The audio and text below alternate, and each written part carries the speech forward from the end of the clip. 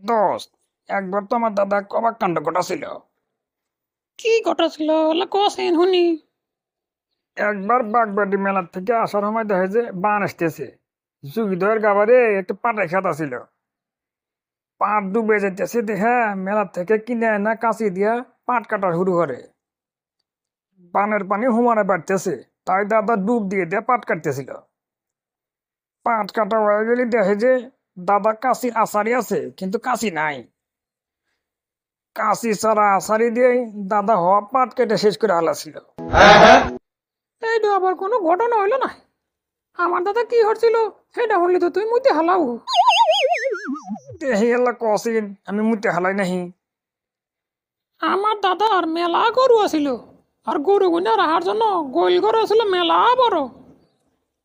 এত বড় গোইল ঘর আছিল যে একটা বাছর গরু গোইল ঘর থেকে বাইরে হতে হতে ওই গরু বড় হইয়া আবার ওরই একটা বাছর হয়েছে। ওই যে আর এক চাপা বাজ আসতেছে, তুই থাক আমি গেলাম। আমি তো করে সব কথাই শুনছি।